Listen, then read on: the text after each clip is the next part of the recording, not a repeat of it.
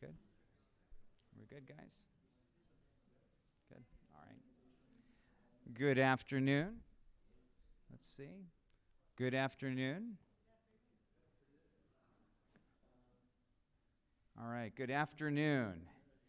Glad to see you out today. We have a real treat, and I'll introduce our speaker here today in just a few minutes. I want to welcome you. This is the Southwestern chapter of the Adventist Theological Society, and we've been had a goal to bring in a number of different speakers, both from our area as well as other parts of the country, that could talk on a wide range of different topics. And so you'll notice this afternoon pretty quickly, if you haven't already, that the topic is more Old Testament archaeologically related.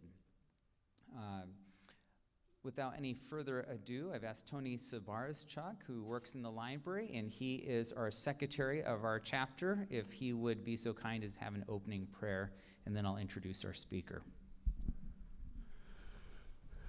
Father in heaven, thank you for gathering us here all today and for the beautiful weather you've given us and for having your hand over those of us who've traveled here.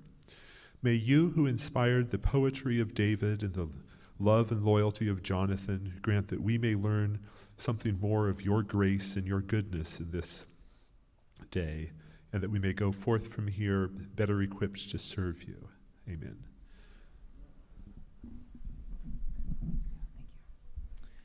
All right. Our speaker today is Jonathan Gardner, who is a PhD student at Trinity Evangelical Seminary, which is, I believe, in Dearborn, Illinois. It's just in the north of Chicago.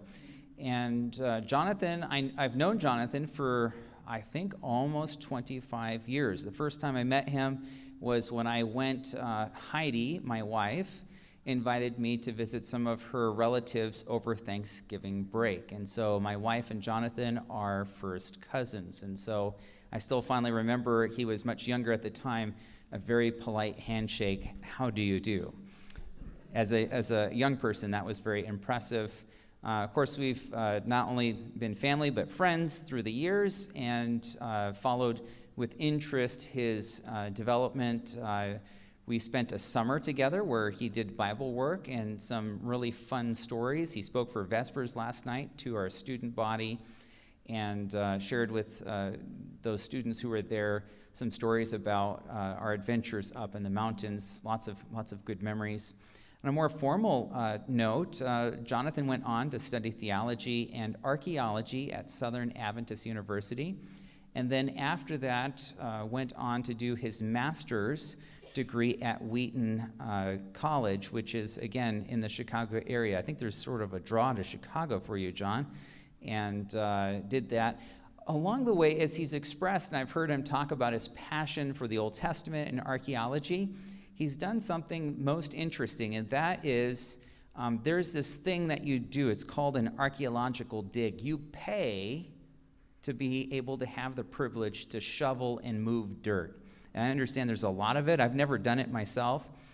But you know what's really cool about that is that thanks to people like Jonathan and others who've been doing these archaeological digs, our knowledge and understanding of the Bible has increased so much. And there's new discoveries being made all the time.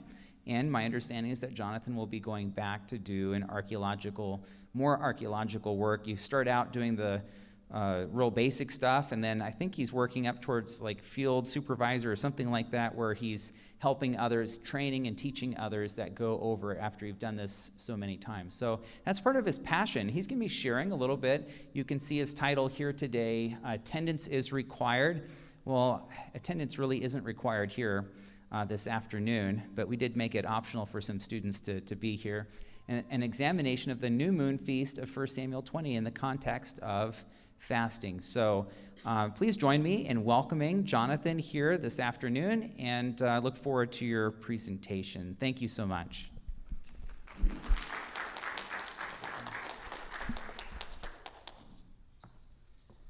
you very much for having me.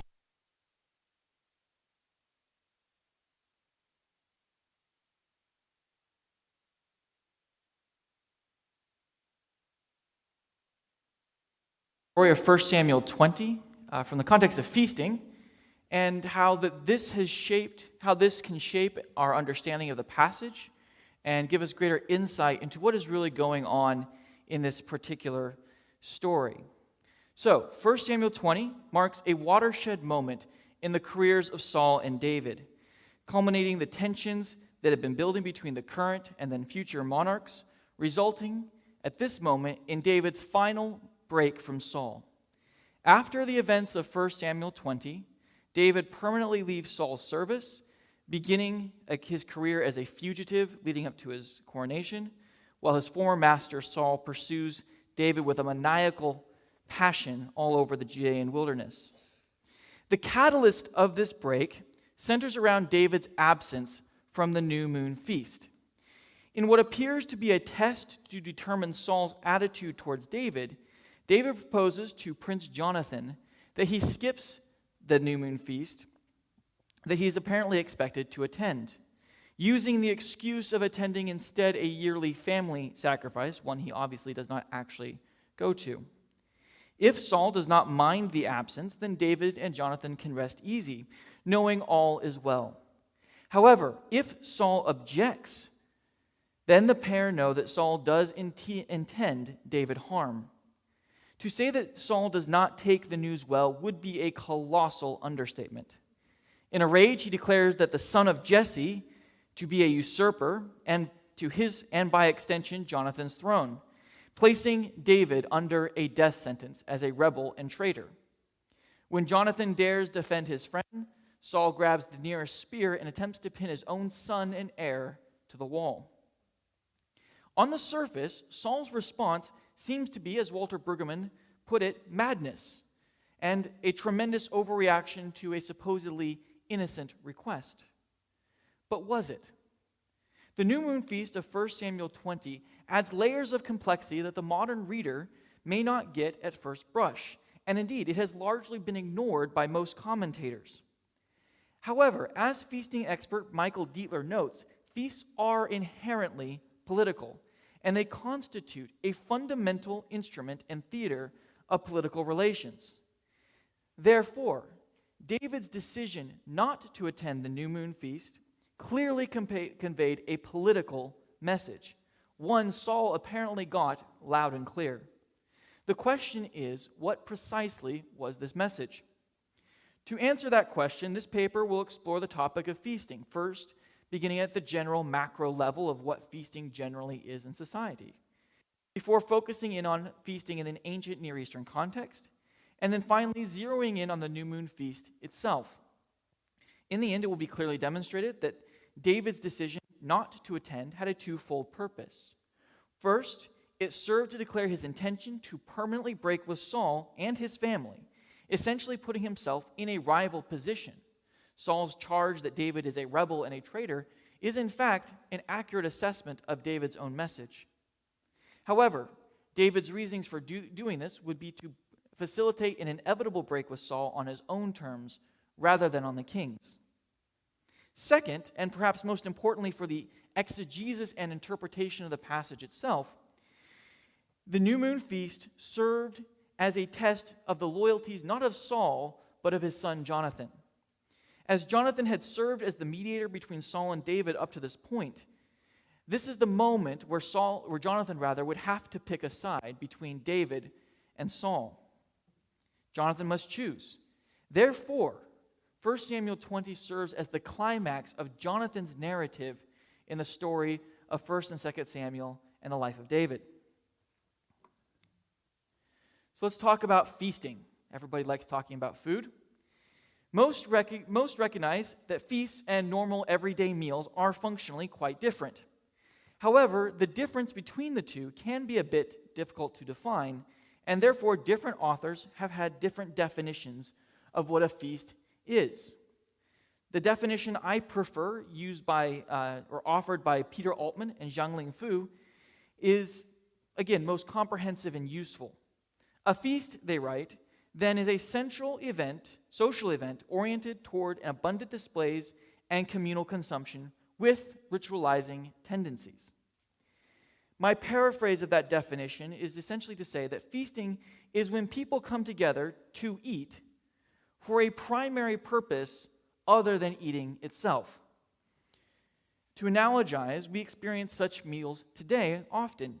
Here in the United States, we come together to share extravagant meals on national holidays such as July 4th or Memorial Day, or more religious holidays such as Christmas and Easter. Key social events such as birthdays, weddings, anniversaries, and funerals are also typically celebrated by food. While eating serves a central function or role in these events, eating is not the purpose of the gathering. We don't come together to a wedding to eat. Rather, we celebrate a wedding through food. Again, rather, these feasts revolve around the creation and maintenance of important social relationships, to quote Brian Hayden. Who is and is not invited to a wedding or a birthday, for example, speaks volumes about the relationships between the inviter and the invitee, as does the role each individual is asked to play in these feasting events. Moving on to ancient Near Eastern feasting, we're going to start with we're going to go chronologically here, starting in the early dynastic period. And while the above discussion on feasting is a bit abbreviated, it does demonstrate that across cultures across the world, feasting has tremendous significance. And of course, in the ancient Near East, this is no different. The iconography, as well as the plentiful feasting artifacts from the early dynastic period in Sumer, which for a quick time frame, this is about the years 3000 to about 2500 BC in Sumer, which is in Mesopotamia today. The feasting that we see here provides an excellent A&E context of how a feast functioned politically. Although temporally and geographically removed from this study's immediate context of 1 Samuel 20, the political dropback of the early dynastic period is quite similar, actually, to Saul's time, albeit on a much larger scale. As during the Iron I and II transition period in Israel, the time of Saul, the early dynastic period in Sumer was a developmental period from loosely connected city-states with nebulous hierarchies, like the tribes of Israel, for example, into unified nation-states, such as the Akkadian Empire or the Ur III period that would follow it afterwards. Similarly, a similar transition you see taking place during the time of Saul. Again, the tribes of Israel functioning similar to city-states, with nebulous, unclear hierarchies, coalescing into a single unified national Israel. Researcher Susan Pollack has noted a correlation between what is depicted in the iconography and consumption influence that found predominantly engraved goods. The richness of these goods, such as decorated pottery, gold and silver bowls, gold and silver straws, they were ahead on the plastic straw ban, and goblets, suggests an affluence of the participants. Furthermore, she suggests that the formalized scenes depicted indicate a ritualization that would only be known to a few. Only a few people could afford to throw feasts, only a few people could afford to attend feasts, and therefore only a few people were familiar with the rituals that would accompany feasts. Therefore, the feasting as iconographically depicted would be reserved only for the elite, in identification of who was important to who and by whom. So again, to summarize there, feasting in the early dynastic period was a symbol of status and hierarchy, building these social bonds that would develop into monarchies.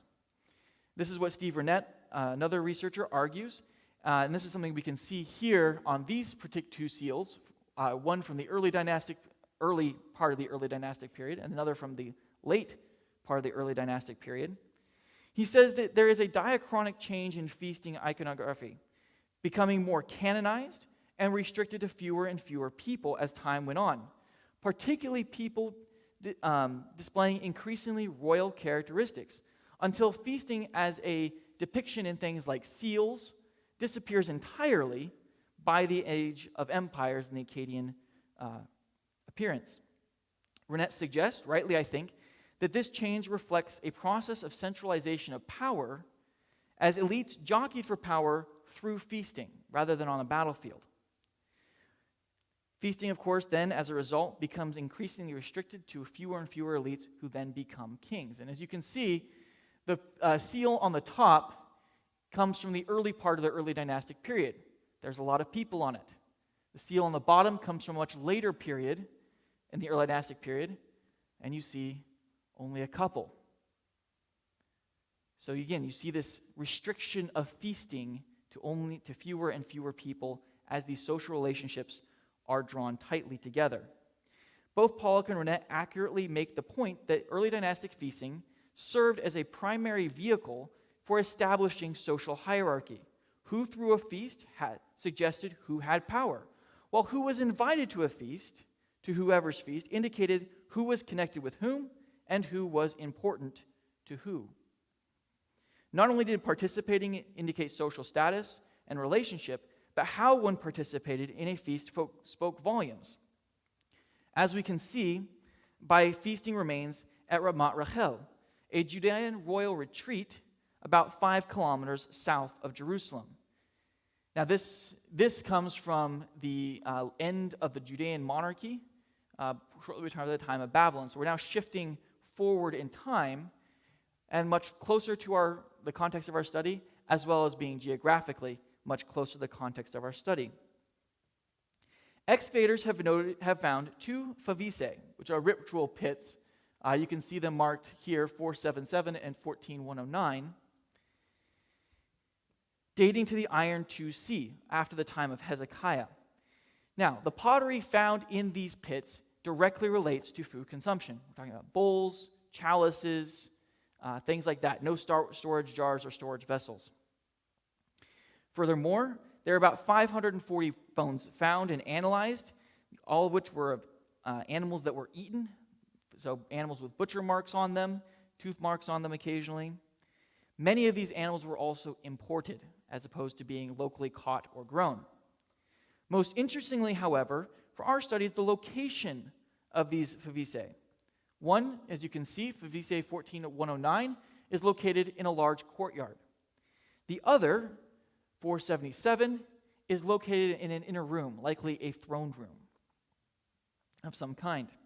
Now, assuming that these pits come from the same feast, which I do believe is a likely case, what we have is a feast within a feast. The IPs, or important persons, dined in the courtyard, while the VIPs, the very important persons, dined in the inner chamber with the host, most likely the Judean king. Thus, there is a stratification of society that we see happening within these feasts, depending on where one sat and ate.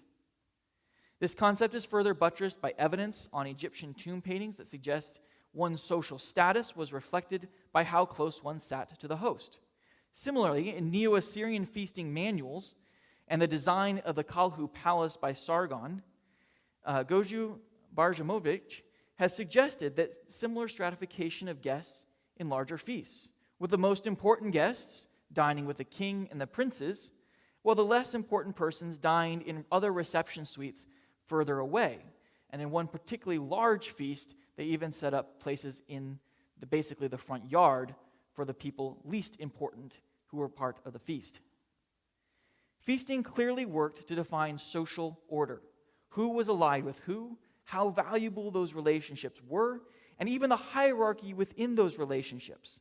Invitation spoke of a desire for a positive relationship, and how one participated in the feast told how close that relationship was wished to be. With that being the case, for 1 Samuel 20, a negative question must be asked.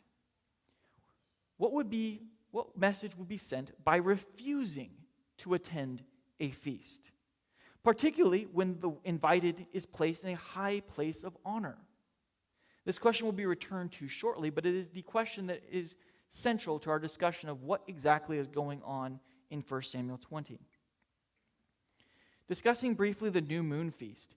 What makes the new moon feast so enigmatic is that it's probably not a prescribed feast in the Torah. Rather, there are a set of prescribed offerings described in Numbers 28 the only place in the Torah where the new moon appears. And more likely, these sacrifices serve as temporal markers, such as the daily sacrifices and the weekly Sabbath sacrifices that immediately precede it. There is no prescription of activity for the general Israelite population on the new moon, as opposed to religious holidays such as Passover, Feast of Weeks, Trumpets, Atonement, or Booths. That the Israelites celebrated a religious holiday of some sort on the new moon, however, is beyond dispute. Aside from the Sabbath, it is described as being actually practiced more than any other religious holiday or festival, although the descriptions of the new moon feast are usually in the negative. However, the lack of prescription makes what exactly the Israelites were celebrating textually unclear. Karel van der Toorn has suggested that the new moon feast of 1 Samuel 20 was in fact actually an ancient cult feast to the dead, an activity that Mark Smith argues continued unopposed into the 7th century. While the extent to which Saul's court might have worshipped their ancestors is debatable, this new moon feast would be some sort of veneration of ancestors, or at the very least of family, does best fit the data.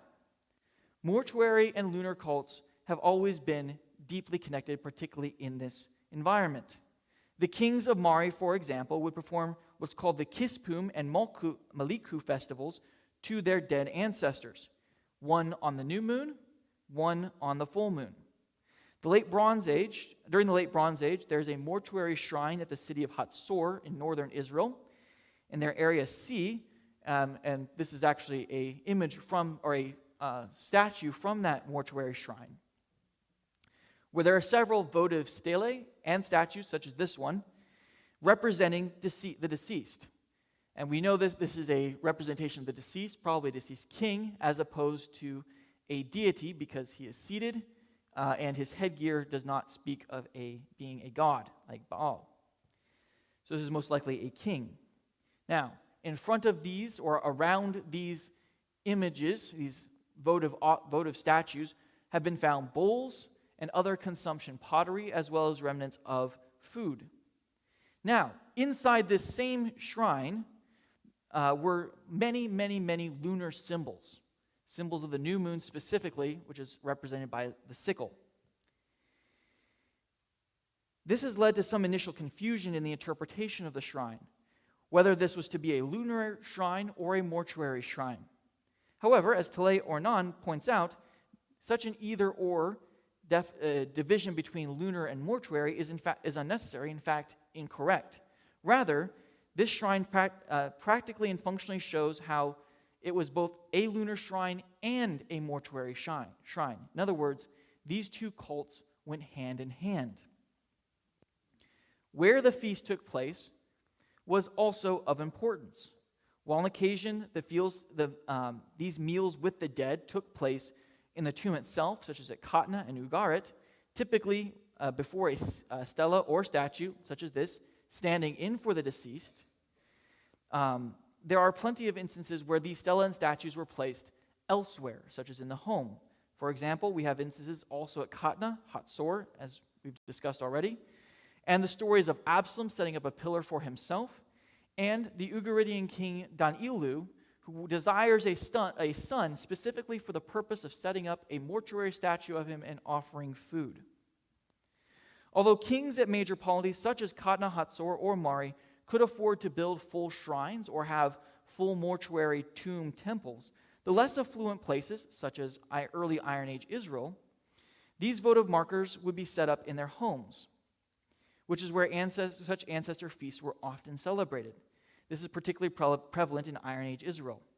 Citing a study done by Rainier Albretz and Rudiger Schmidt, Cynthia Schaefer-Elliott has noted that during the Iron I period, the time of Saul, 79% of the 29 Iron I houses contain cultic corners with food preparations and consumption implements all together. In a more focused example at Tel Halif, Schaefer-Elliott examined a cultic corner that consisted of several small standing stones, a pillared figurine, a fenestrated stand, and eating utensils. Now, these standing stones would be stand-ins for these mortuary statues that carefully followed the second commandment, not to have any graven images, rather particular on that point. And again, this all has food implements around them, connecting cultic activity, particularly cultic activity to the dead, with feasting. The presence of these utensils with the standing stones at Halif mirrors on the household level the mortuary shrine at Hatzor, suggesting similar, if not identical, practices taking place. Indeed, Schaefer-Elliott specifically suggests that the new moon feast was celebrated in the home in Iron Age Israel. Pulling these strands of evidence together weaves a picture of the Israelite new moon feast, fundamentally being a family-centric event in which the dead ancestors were at the very least honored, if not actually served. It was not a public festival, such as Passover or booze, but celebrated privately by families in their homes. The social significance for this was for the living family members to reaffirm and solidify their places as a family in the world. As Sarah Lang puts it, with this meal and the invoking of the deceased family members, the bereaved drew upon and identified with their heritage and origins, legitimizing their place in society. Now, let's look at specifically the new moon feast at 1 Samuel 20. Looking at the description of the new moon feast in 1 Samuel 20, it clearly fits this family-centric, ancestor-focused feast archaeologically described above. First, in 1 Samuel 19:13, David's wife Michal uses a teraphim, or a statue, to trick David's pursuers, allowing him to escape. Thus, in the household of Saul, there were statues similar to the ones archaeologically described in ancestor cult settings. Secondly, the feast takes place in Saul's house, not at the tabernacle or at a local high place, indicating that this was a family-centric event. Third, the almost certainly incomplete guest list in chapter 20, verse 25, lists Saul, the patriarch, Jonathan, the son and heir, Abner, the cousin, and David, the son-in-law, as the expected attendees to this event. Significantly, all of whom are family. The guest list and seating chart also gives us a small window into the power structure of the court. As Killian McAleese has noted, Saul occupies, of course, the most important seat. He is the king, with his back to the wall, and Abner, both his cousin and general, flanking him as the bodyguard. Jonathan sat opposite of Saul, and David presumably sat somewhere nearby. Certainly, he sat close enough that Saul quickly noticed his absence. Again, the individuals are significant. Saul, the king, the center of the feast. Jonathan, the crown prince. Abner, the military general and commander. And David, who was also another prince and military commander. This seating echoes the seating arrangement described in Neo-Assyrian feasting manuals that had the king occupy, again, the most important central position, the princes, particularly the crown prince, next to him, and then the magnates or chief officials, such as his military leaders, dining with them. And of course, the crown prince takes the chief role in this seating arrangement. David's place in the new moon feast therefore makes two significant statements. First, in his proximity to the king, David was considered one of Saul's most important subordinates, with both his importance and his subordination to Saul being reinforced by his attendance. Second, by taking part in a family feast, David was reinforcing his place as a member of Saul's family, which he was by his marriage to Michal. So, coming back to the earlier question posed, what would a refusal to attend such a feast signify? The answer, of course, is clear. In choosing not to attend, David was rejecting both Saul's authority over him and any political relationship that came with that position. In other words, he was rejecting Saul's superior position.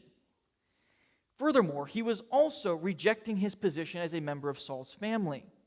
Thus, he was publicly rejecting Saul on a political and personal level. Therefore, Saul's explosion is hardly surprising.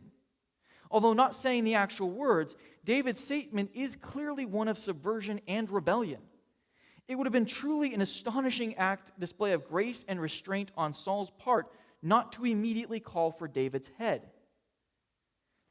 But this begs the question of why did David construct a test that Saul was almost certain to fail? In part, David, it would seem, was already thoroughly convinced that Saul was not going to stop trying to kill him until he either succeeded in killing David or died trying. As a result, David was likely trying to facilitate a break with Saul on his own terms, rather than the king's, which would have meant being on the wrong end of a spear. However, if that were the case, why have a test at all? Why not simply disappear into the Judean wilderness as he does at the end of the story? The test only makes sense if Saul were not the object of the test, but rather Jonathan. During David's tumultuous time in Saul's court, Jonathan was forced to play peacemaker. Jonathan's immediate friendship with David in 1 Samuel 18, 1-5, was countered by Saul's suspicion and jealousy in verses 6-16. When Saul orders David killed in 1 Samuel 19, 1-7, Jonathan has to talk his father off the proverbial ledge. Now, at the beginning of 1 Samuel 20, Jonathan stridently tries to convince David to remain at the court and that all is now well. Given the repeated attempts by Saul on David's life, Jonathan's insistence that David is safe from Saul seems perhaps a bit naive. And maybe it is. However, as Ralph Klein notes, and Robert Bergen, Jonathan seems to be convinced that he knows his father better than anyone, and so he would know if Saul truly intended to try to kill David. Furthermore, when last seen, Saul was having a kumbaya moment at Ramoth, consumed by the Spirit of God. It is actually reasonable to think that Jonathan believed the experience to be truly genuine and that his father was a changed man regarding David. Indeed, given Saul's patience regarding David's absence, not saying anything for the first entire day of the feast, there may have actually been some truth to that. However, regardless of Saul's conversion experience, David was clearly convinced that sooner or later, Saul would try to kill him again. And sooner or later, Saul was going to succeed, something David would lament later on. What David was not certain of, however, was where Jonathan himself stood. Jonathan's own words suggest that he still trusted and respected his father, despite ample reason not to. Furthermore, as Saul would astutely point out, as anointed to be the next king of Israel, it was Jonathan's, not Saul's throne that was really on the line here. Combining these 2 points, David had to wonder where Jonathan actually stood when push came to shove. So, David's test was to draw a clear line in the sand between himself and Saul to see which side Jonathan would choose. Interestingly, even before such a test took place, as Ralph Klein has noted, Jonathan indirectly surrenders the throne to David via his covenant. However, that is something that may have meant nothing to David until actually put to the test. Yet, when Saul spells out the situation, Jonathan defends David, and in that moment, permanently choosing to surrender the throne, something Saul understood, which might explain why he then tried to kill Jonathan as a rebellious extension of David. Jonathan had thrown his lot with David, and therefore ought to share his fate. Therefore, Jonathan, not David or Saul, is the main character of this episode. It revolves around his choice to hang on to the throne Yahweh had already given to another, or to trust Yahweh and let it go. As a result, this episode is the climax of Jonathan's narrative. After this point, he only appears twice, once to verbally declare that David is the next king in 1 Samuel 23, 15-18, and then he is listed among the casualties of the Battle of Gilboa in 1 Samuel 31, verse 2. With this graceful surrendering of the kingship, Jonathan finishes his role as Saul's foil. From the beginning of Jonathan's story, he is very much the anti-Saul. Where Saul wants to rest on his laurels, Jonathan is actively, decisively moving forward. While Saul dithers about in a panic, Jonathan decisively and fearlessly is on the offensive. When Saul sees competition with David, Jonathan sees a man worth following. As Saul becomes more combative and hostile, particularly towards David, Jonathan becomes more diplomatic. And finally, when Saul obsessively grasps a throne that is no longer his, Jonathan graciously lets it go. Thank you very much.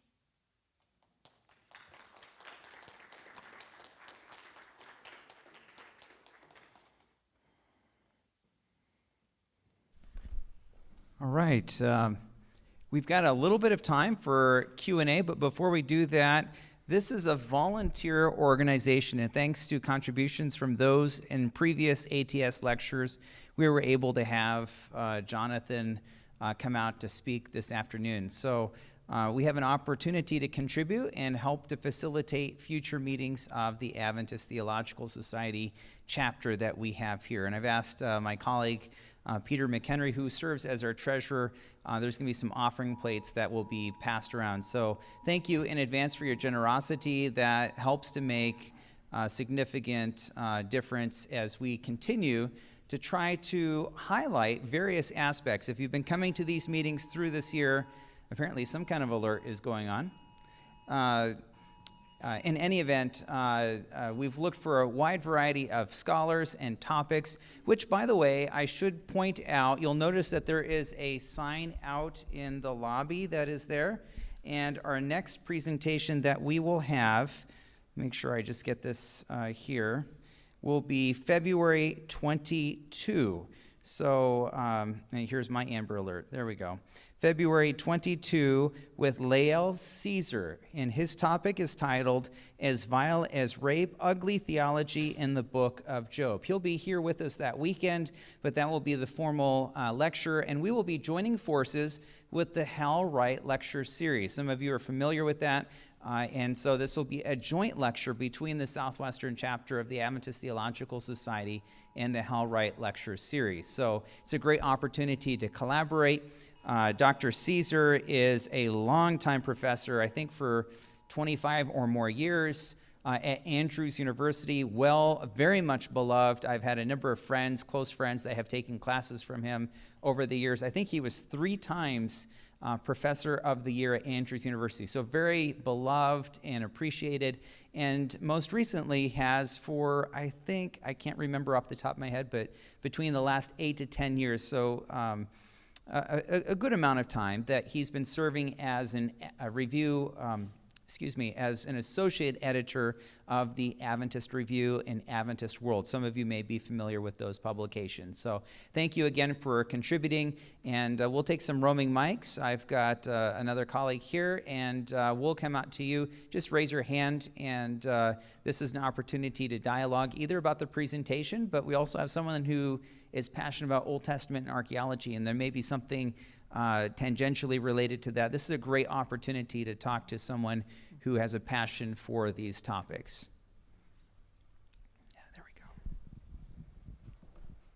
Yeah.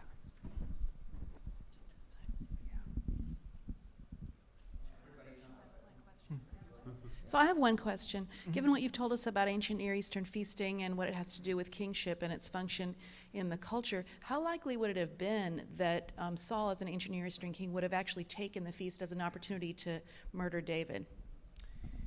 To publicly murder him? Highly unlikely. That was considered generally bad manners. Sure. No, and it seems that, the only way he would have done that, now there are examples of that from the ancient Near East. Probably the most famous example is when Alexander the Great murders Clitus the Black, who had famously saved his life at the Battle of Granicus. However, in those contexts, such as that, it would be something where the guest would say something to anger the host, to dishonor or disrespect the host. It's very unlikely that they would do that, because again, you're trying to build relationships, not necessarily tear them down. However, it is possible that Saul would have tried to facilitate something. Another example of that from the Bible is, I can't remember his name, but the guy, Naboth's vineyard, there we go, where you have Jezebel throw this feast, and then engineer a moment where Naboth is publicly disgraced and discredited and then immediately dragged out and executed. It is possible that Saul could have used this particular feast or any other feast as a moment to publicly disgrace David and therefore justify his execution.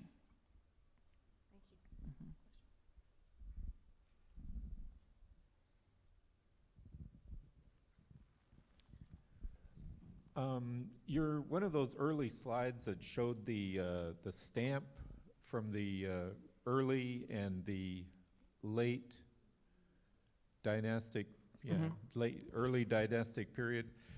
It on the lower one there, it looks as if there's icons of a scorpion on either side of the feasters. Yes. What does that so. mean? That I cannot answer you. I'm not necessarily an expert on ED iconography. Why can't I pronounce that? I believe it's probably simply a decorative thing, although those may actually be vases and flowers, but they do look an awful lot like scorpions. To be fair, these aren't exactly super detailed. It looks like there's a flower pot in the middle of it. They're actually drinking out of straws. So, but it could simply be a decoration or a family symbol or crest. Or if they're drinking beer, those could be barley heads. That is a good possibility as well. I would agree with you. They look like scorpions to me, but not sure what they're doing at a feast.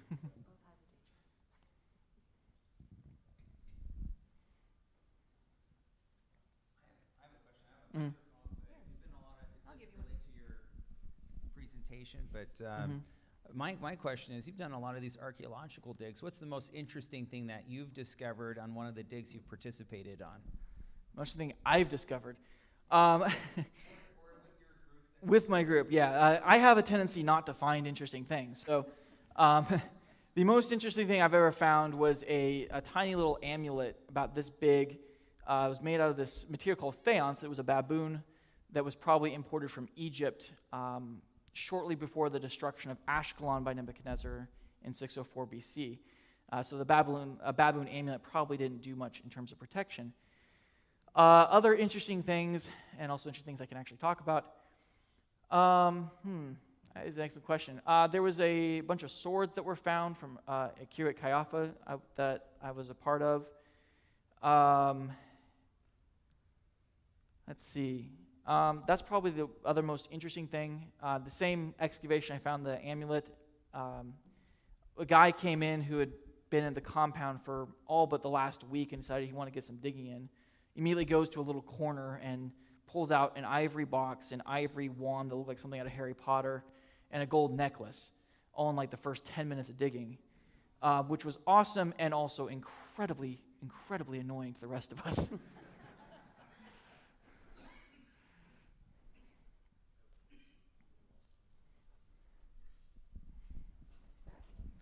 May I ask you a question about your institution? Is it evangelical because it's Lutheran or because it's... Trinity Evangelical Divinity School is associated with the Evangelical Free Church of America. So it's about as evangelical as it can get. Okay. However, a lot of my professors are multi-denominational. One of my professors is a Methodist, another is a Dutch Reformed, so they're not all EFCA. I'm curious, Saul is traditionally, conventionally assigned to the Iron Age. Mm-hmm. Do you have an opinion as to the new chronology, which would shift that period into the Bronze Age and move the dates down? The down dating of all that. That would be Israel Finkelstein's chronology, I believe, is what you're referring to. It down dates everything by about 60 to 70 years, give or take. No, I'm talking more about like David Rohl and the popular chronology, which actually takes away the intermediate period of Egypt. Time. To be charitable, it's flatly wrong. And the reason it is part of the argument is you have this quote-unquote dark age in Egypt. The problem is we actually know exactly what's going on. We have documents, we have texts, we know who's ruling, we know how long they're ruling, more or less. So you can't really delete periods of history where we actually have records from that we know what's happening. That's part of the problem. It's not like 4th or 5th century Britain, the Arthurian Britain, so to speak, where it's just this black hole of history. We're like, we have no idea. Like, something we assume was happening, but we have no idea. We actually know who was there, who was ruling. What makes it, the reason we call these intermediate periods in Egypt is that there's no unified Egypt. You have multiple pharaohs, multiple dynasties ruling at once. The first intermediate period, which would be around the time of Abraham, I think you had up to 3 different pharaohs at the same time, ruling different parts of Egypt. The most famous intermediate period is the second intermediate period, where you have a group of Asiatic or Semitic people called the Hyksos, who ruled the delta of Egypt for about 100 years or so. This would be just after the time of Joseph.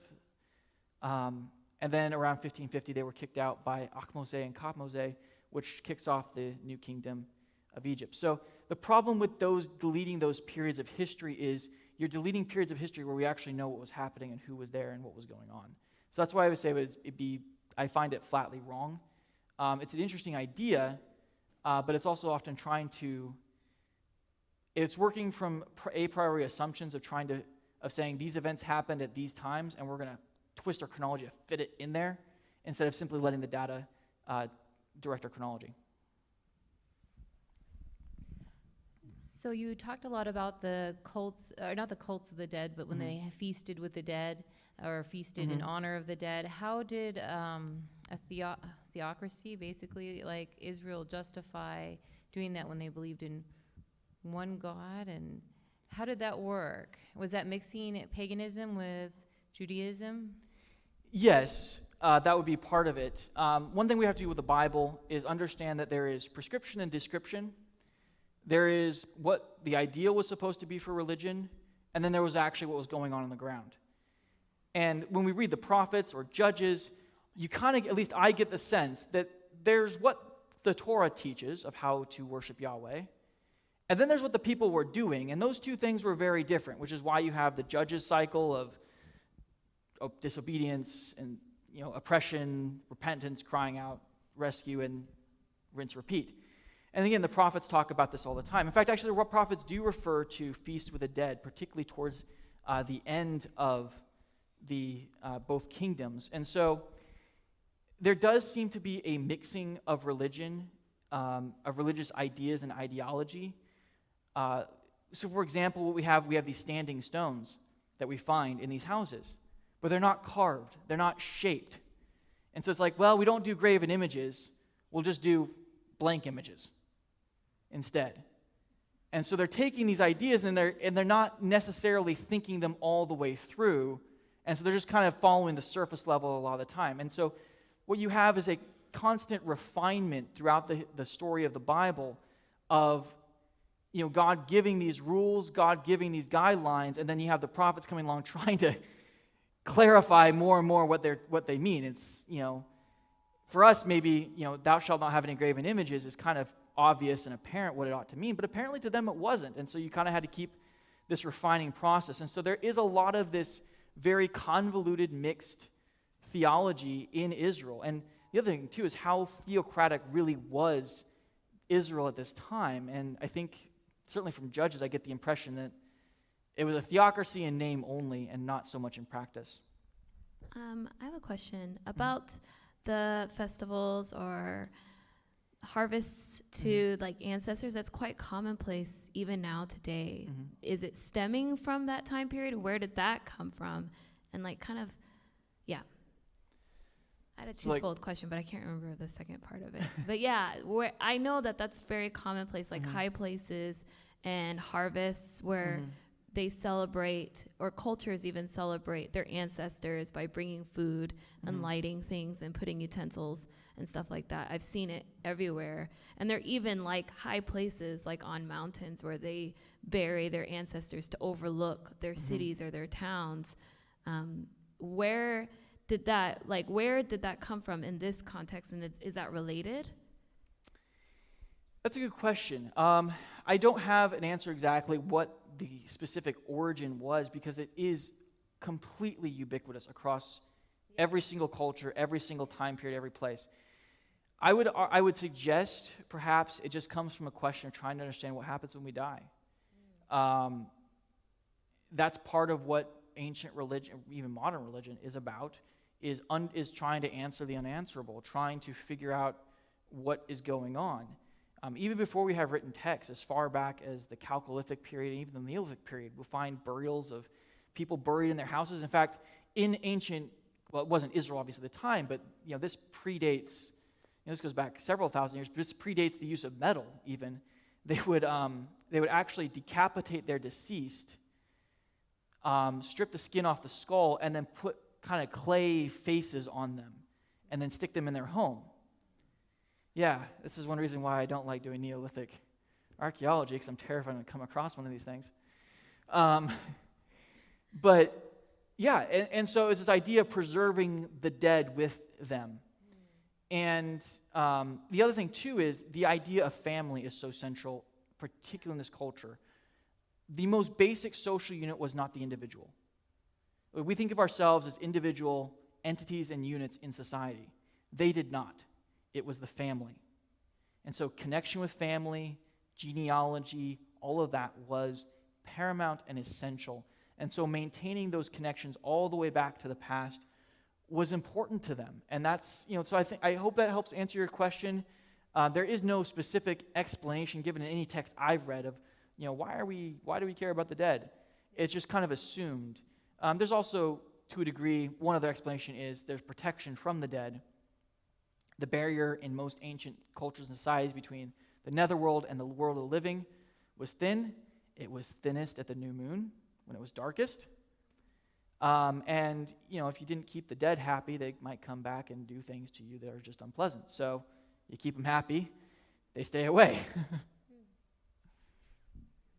I do remember my following question. Mm-hmm. It seems that if you look through chronologically, like through the order, like Chronicles and stuff, you see that God is pleased in certain circumstances when the high places were knocked down and these kinds of things were torn down. But it also makes a mention that this king was really good, but they didn't tear down the high places.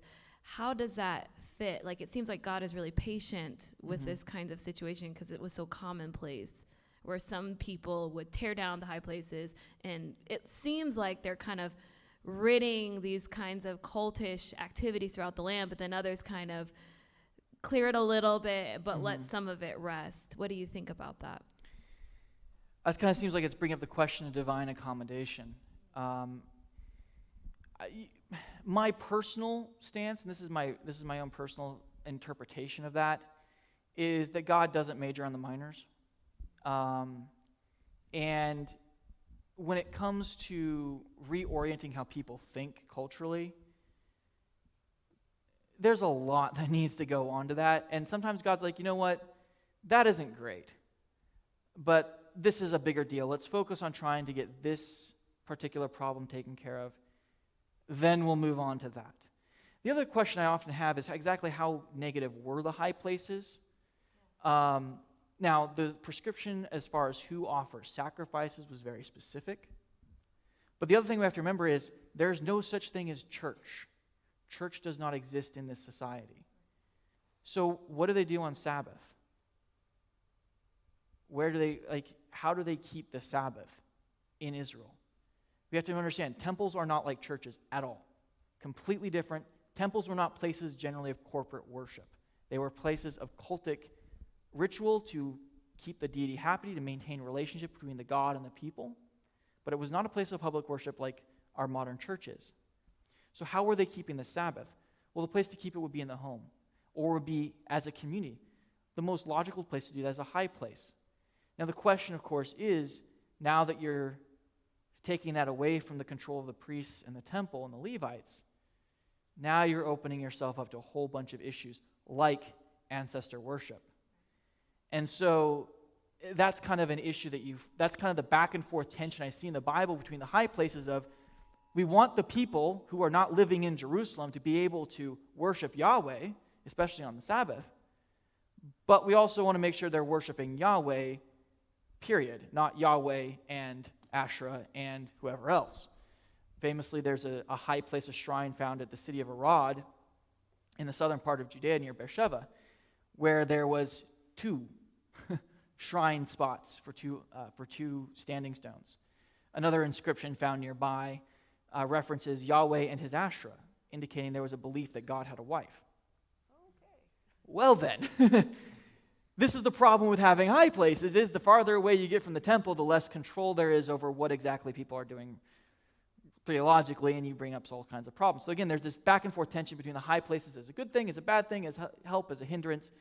And so I think that's also what kind of keeps that from ever being a major deal until Hezekiah and Josiah.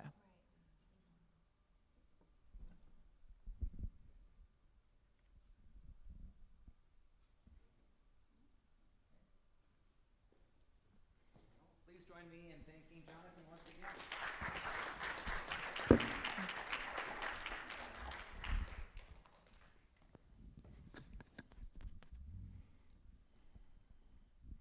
Just a reminder once again, our next event will be February 22 with Lael Caesar, who will be here in this auditorium. Thank you again so much for coming. God bless each one of you, and have a